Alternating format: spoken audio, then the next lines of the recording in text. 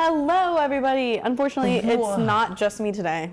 Oh, it would have been so cool if it was. That thing was so heavy. Just imagine if it was just me and you talking. I just appeared out of nowhere. Actually, it was just me talking. What did I miss? Because I don't want you to talk either. No, I'm kidding. What did I miss? Literally nothing. Alicia, you're not wearing pants? I'm not wearing pants. Oh my gosh. Oh. I'm kidding. They're on there. They're just green. Yeah. I have green pants on, everybody. I have white pants on. Dang. Aren't you cool? Hi. Welcome to For the Love of Film 2.0. That was pretty good. That was pretty good. Thank you. Getting better at it. I'm your co-host, Alicia Lucas. And I'm your co-host, Garrett Burkett. And today we are talking about the rom-com from 2003, How to Lose a Guy in 10 Days, featuring Kate Hudson and Matthew McConaughey, both of them looking fine as ever. You want to take it away? Yeah, okay, great. On Rotten Tomatoes, you got a 42% on the critic. Tomatoes are not a thing. Tomatoes are a thing, though. Tomatoes are a thing. No, they're really This not. just in, no one asked. Hey, you already have one busted side of your lip. Do you want another? No, not particularly. Okay. But 42% critic rating, 77% audience score, which went up since the last time we checked when we were doing our first episode, which was 2 weeks ago now. Can y'all believe it? Time's just flying by. Oh my goodness. In no time, we'll be doing our last episode. Yeah, next thing you know, we're going to be graduated. I know, it's insane. But $50 million budget, a little bit lower than I thought it was going to be. I guessed 100, then I pulled it back to 80. Apparently, I should have pulled it back a little bit more, 50 for my guess. $105 million domestic box office, which was nearly 106. It was, rounding. We also had $178 million worldwide. 178 million. You round up, 179 million. That's insane. Is it? Yeah, I think so. I don't know. Is it? I feel like we've seen bigger numbers than this. Yeah, but I feel like for a rom-com, that's pretty good. What's like the most popular rom-com? Let's look it up. Curious, because let's actually, because we were talking the other day about how I haven't seen a lot of rom-coms, so this being one of my favorite rom-coms is a very low bar because I haven't seen a lot of them. Probably like Say Anything. Or not Say Anything. I haven't even heard of it. Not Say Anything. Yeah, it is, right? With the boombox? What's that? Oh. What's that one? I don't know. What is this article? I don't know. Oh, okay. When Harry Met Sally. Haven't seen that. I have seen Love, Simon. Would that be a rom-com? I don't remember much from it, but haven't seen any of these. Scott Pilgrim vs. the World. I guess it's a rom-com. I guess it's a rom-com. It's more targeted towards Haha, How to Lose a Guy in 10 Days. There it is. Number 15 on the best 60 rom-coms of all time. Ascending or descending? Clueless is a rom-com. Look at that. Clueless is a rom-com. Princess Bride? I don't know if I'd consider that one.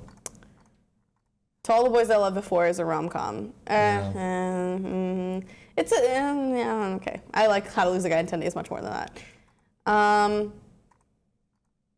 Breakfast at Tiffany's I haven't seen. Silver Linings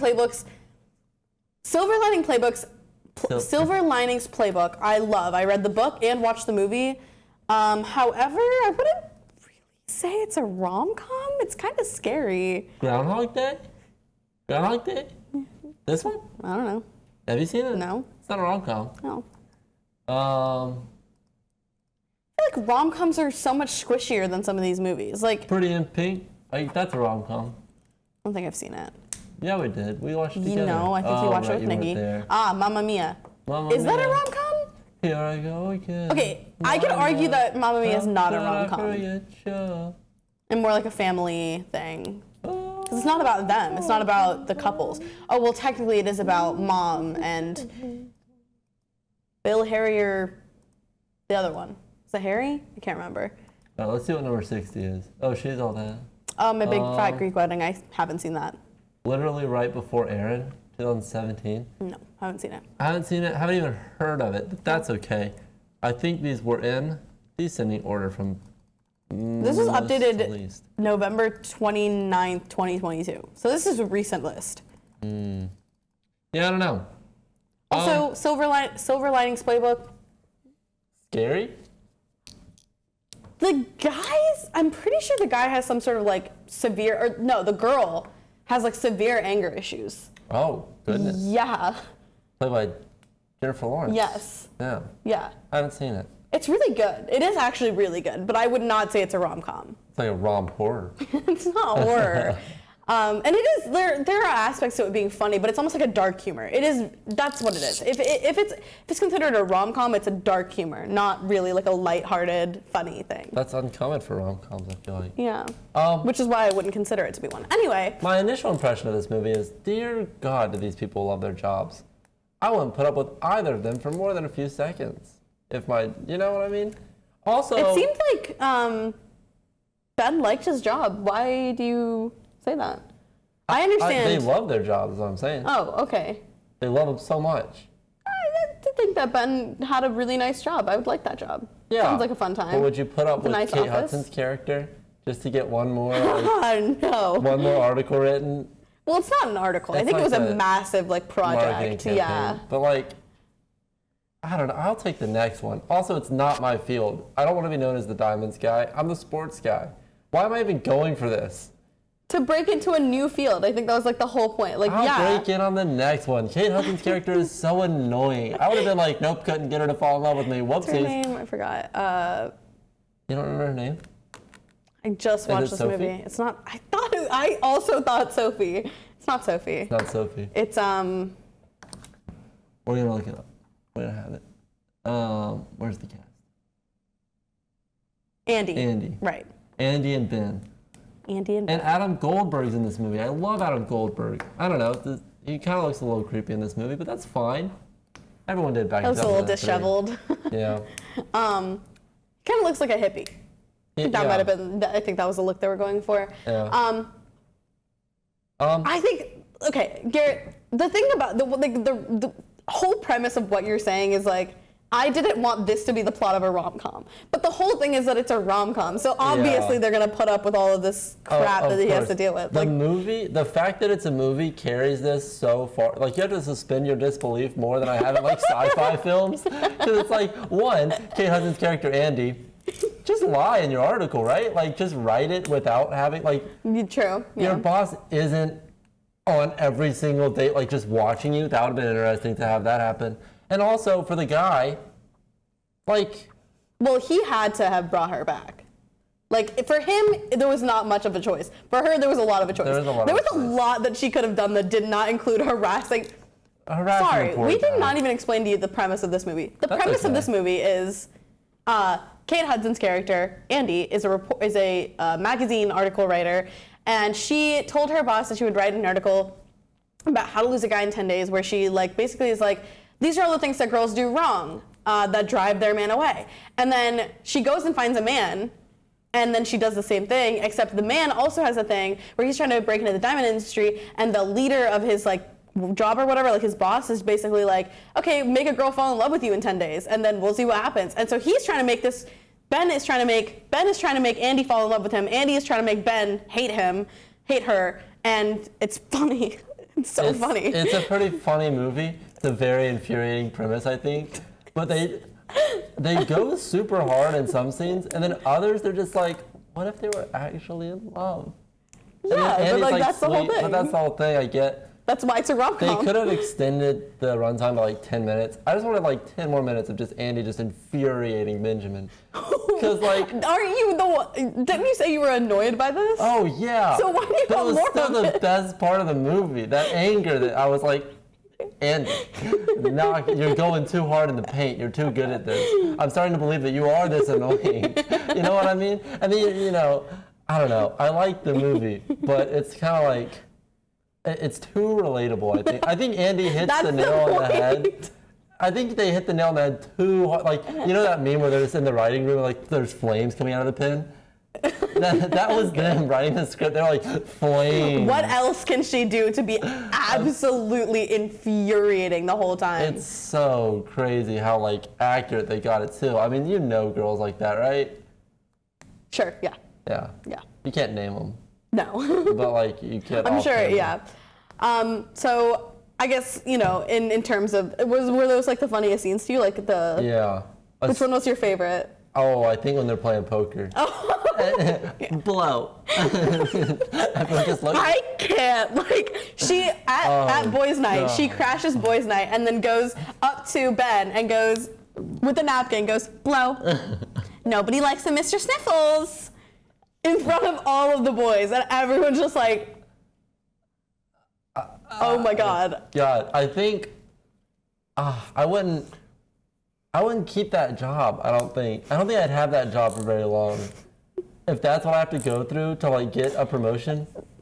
It's a weird premise too. Lesbians were just like, hey, what if we got that girl to fall in love with you? And then because they were like, let's torture him. Yeah. And they found the perfect. Well, one of them was like, this is the perfect opportunity to absolutely torture Ben, and then did it, and then he, succeeded anyway. Yeah. Did they work for Glamour? Yes. No, they work.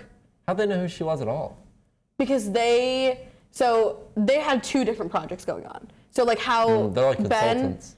So like how Ben was doing all of like the sports stuff and then trying to break into diamonds, they were doing all of like the glamour stuff and then trying to break into the diamond markets. And so they were consulting with the magazine that Andy was working for. Yeah. Yeah.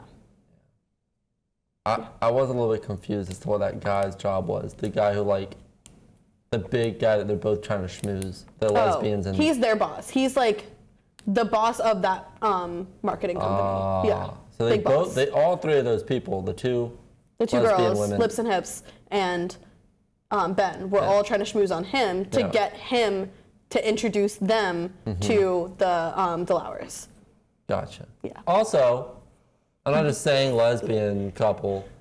They're definitely I think they're definitely dating. It's headcanon that I just agree with heavily. And I think if this movie were to come out now, 20 years removed from when it did come out, they definitely would just be a lesbian couple. For sure. But, in 2003, they wanted to get that international market. So they're just like, they're not a lesbian couple.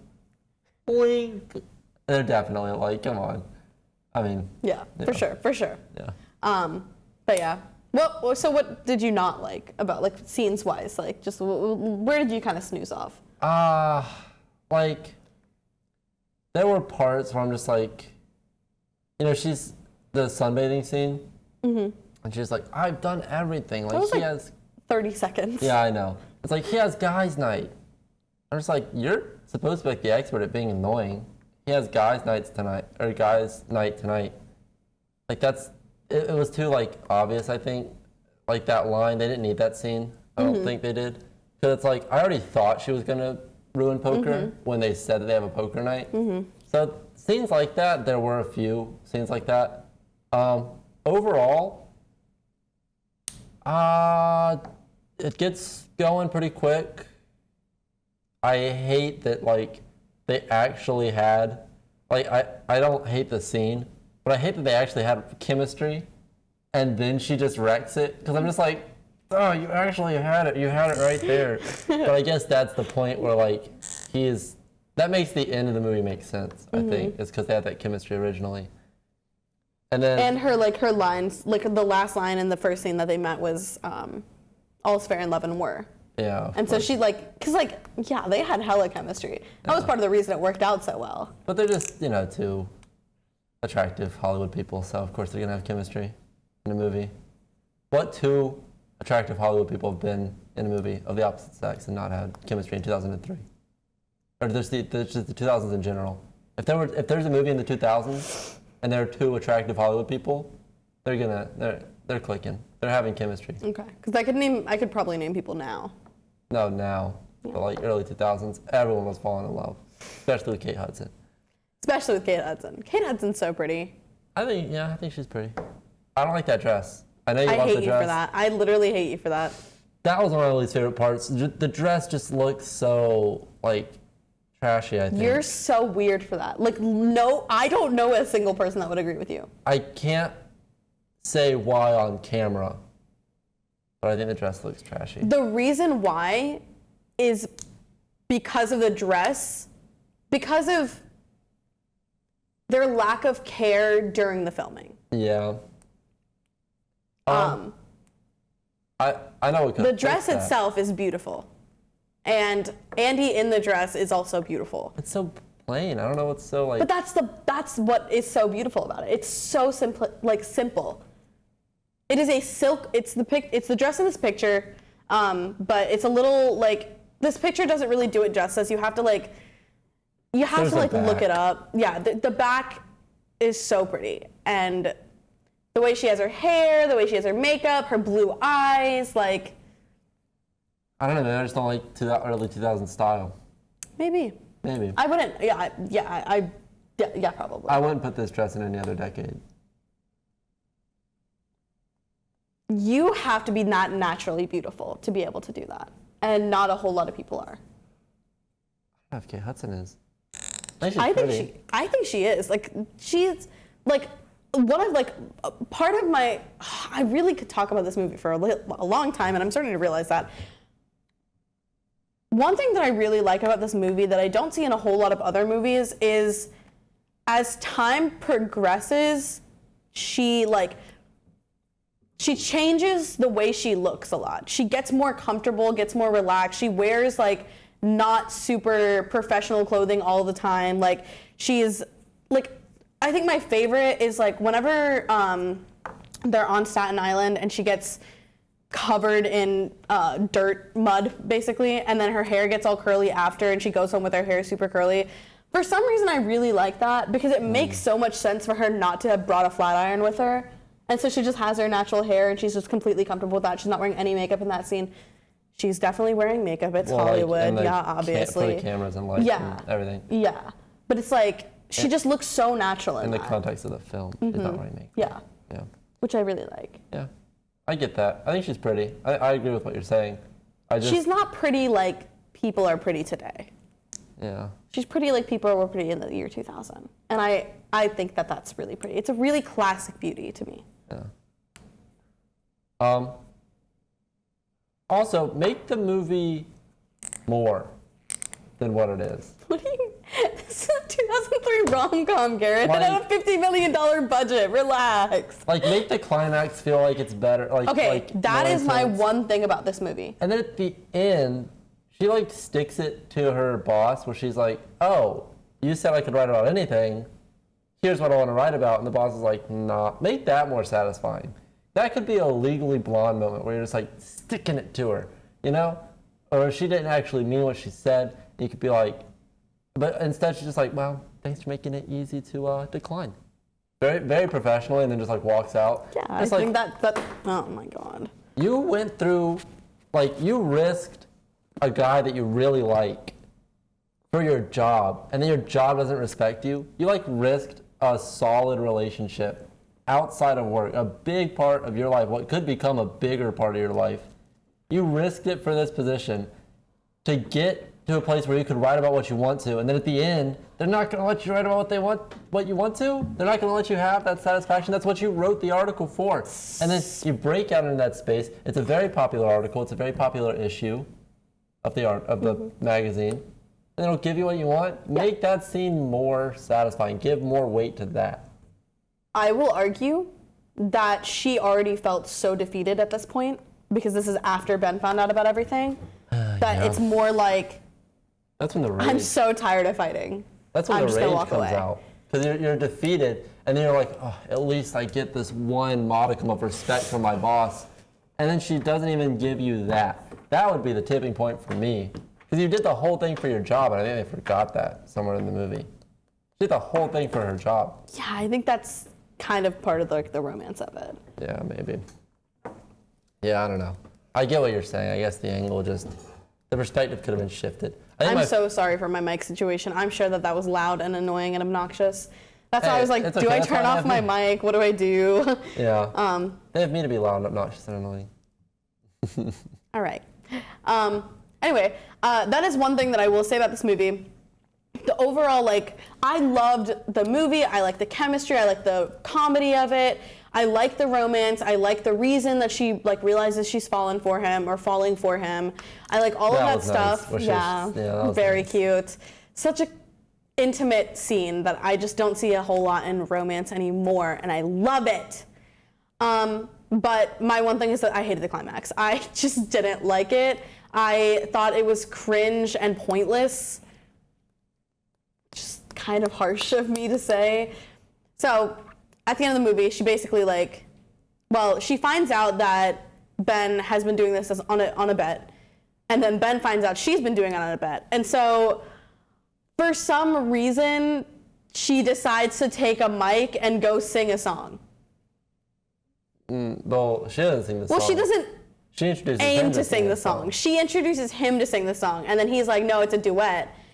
And the song choice is funny and it's cute because it's, something else they sang about earlier in the movie. But it's just like... For people who love their job so much, and to be willing to be embarrassed that much, Yeah. it didn't make sense. Because for the whole movie, they love their job. Ben is putting up with a really annoying woman to get this promotion, and she's putting up with the fact that she has to be really annoying to this guy that she likes. And they're really in love with their job so much that they don't falter at that at all, pretty much until the middle part of the film. And then they're just willing to just embarrass themselves that much. Yeah, I didn't like it. It seemed very High School Musical to me. If there was some sort of different climax where they could have had this grand revelation about something, or literally anything else, would have been far more entertaining than them trying to scream "You're so vain" at each other. The funniest part of that scene was Mrs. DeLauer being like, yes, thank you, I loved it. Yeah. Which made it okay, made everything that they did okay, because everyone there, no matter who you are, if you're Ben's boss, if you're Andy's boss, you're still trying to impress Mrs. DeLauer, so her saying it's okay makes everything okay, which makes no consequence to either Ben or Andy. However, it's just this is very High School Musical. Why is this the climax of the movie? Yeah, no consequence. Yeah. I don't know. I liked it, though. I thought it was a good movie. I think that it could have been better, though, because of that. More weight. Maybe that would have been the only thing I changed. Yeah. Because everything else was just so pretty, so funny. All of Andy being absolutely horrible is hilarious. And then the piece of Staten Island and their whole time there was so nice. Really entertaining watch. Is it too mean to say that I hope that people that act like Andy in real life watch this movie and learn a lesson? Is it too mean to say that? Because I feel it would be meaner if I named someone. I don't have anyone in mind in particular, but the type of person that's acts like Andy. If you are 22 years old or 20 and above, actually I will say 22 or above, and you act the way that Andy did, get help, please. Also, you know what? Here's a good test. Go, if you're a guy, if you're a girl, either one, go watch this. You know what? Anything in between. Sorry, all you LGBT people. I'm sorry. Guys, girls, anything in between. Okay. Anything on either side. What I'm trying to say is watch this movie to see if you're either falling for someone that acts like Andy, or if you act like Andy. If you act like Andy. And if you act like Andy, guys, girls. Because it can be guys too. Oh, it can definitely be guys. It can absolutely be guys. It has been guys. It has been guys more often than not. Well, for in my her. opinion. Yeah, it's been girls more often than not for me. We're too come on. Just watch this movie, and if you disagree, or if you're like, oh no, Andy, this is funny because I can relate to knowing people like that, then you're not the butt of the joke of this movie, which is fine. If you are, it's okay. Then you're the what's her name? What's that girl? Played by Agatha. Agatha all along. Yeah, there she is. Michelle. If you're Michelle, good luck, bud.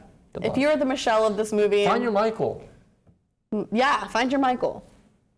Weird, but okay. You'll be all right. Everyone's gonna be all right. You ready to rate this sucker? Sure. I'm looking at the rest of these people. Do I know any of them? I don't even know anyone other than Catherine Hahn.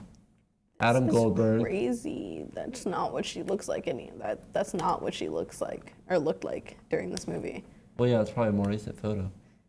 Yeah, it's just very different. This was not her lowest rated movie though. Head Over Heels was her lowest rated movie. 10% on Tomato Meter. Okay, I'm gonna break something. There she is. Oh, what? I've never seen that person before in my life. Is she one of the lesbians? Yeah, she's this person. Sure is. Yep, yeah, she sure is. See, that's what I said. This person and this person are two different people. Yeah. She's really pretty. Well, she's really pretty. She is really pretty. We're talking about lips or hips. I don't really know who's who. Shalom Harlow. Shalom? But she played Green. Shalom, probably. No, that's what Jewish people say. Isn't that hello? Shalom. I think it's like greetings, yeah. Look it up. What's shalom mean in Hebrew? I think this is the third episode in a row we've brought up Jewish people. Shalom means peace, harmony, wholeness, completeness, prosperity, welfare. Yeah, people say it as a greeting, I think. Ah. Yeah. Oh, hello and goodbye. Idiomatically. That was weird. Both hello and goodbye.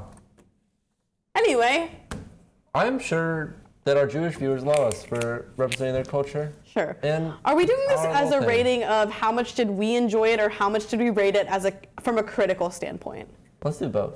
I'm going to split my board. Okay, fine. Oh, no. I'm going to do both.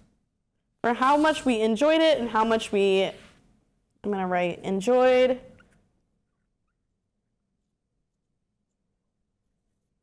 And then critical. Don't forget, we got to do different, I know. things. Give us a second, guys. Give us a second. How would you rate this movie in the comment section down below? We'd love to hear it. If it was more critical, if it was less critical, that's okay. I have an eraser over here. I'd love to hear from you guys when we do. Every once in a while we'll get a comment. We'll be like, yes, comment. Comments make us very happy. You should give us more of them. Yeah. If you don't, that's okay. Not everyone's vocal. Please do. We would appreciate it. I can't. All right, I'm going to try one more time because I don't want to take up too much time.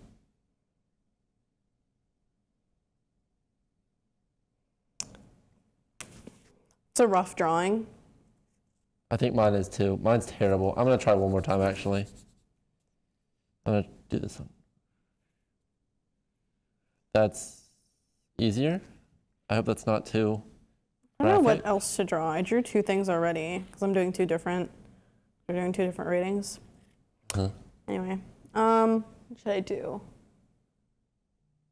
Ooh, I know this one. Except I'm still bad at drawing.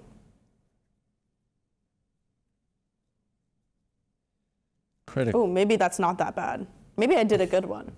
Maybe. It's another cute thing in this movie. You know what? I'm gonna go here. You're so vain. Probably think the song is about you. Okay, I got it. Wait, no. Oh, yeah, of course. I think my drawings are really good.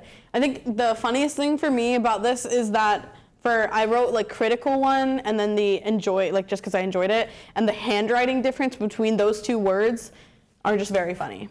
All right, 3, 2, 1.